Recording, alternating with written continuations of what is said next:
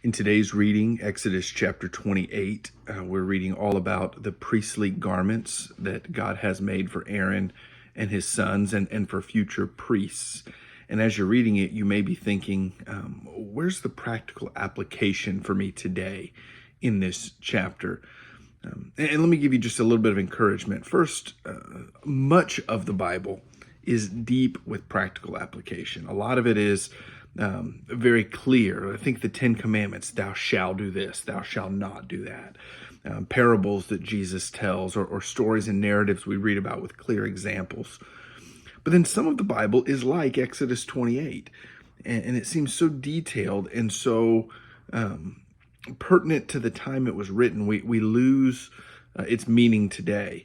And let me encourage you that all of God's Word has meaning for today. Sometimes you read a chapter and the meaning is not found in what is said in the chapter, but the context that it's in, so that we can understand fully some of the other chapters. So when you read a chapter like this, what you need to realize is how important it is how we approach God.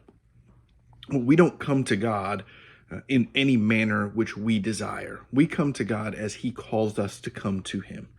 And this is one example in chapter 28 of how the priest is to be adorned and dressed.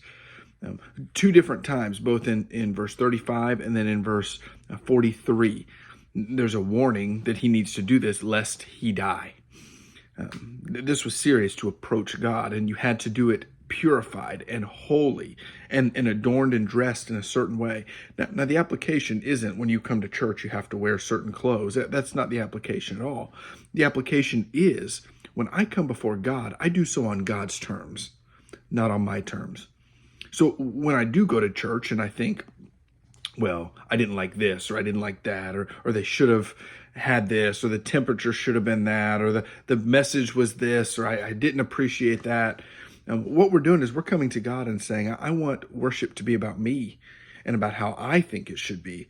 And God says, that's not what worship is. You approach me on my terms. You approach me because I'm holy and you're not. And so when you read about the priestly garments, that's really the message is it requires God's holiness to be in God's presence.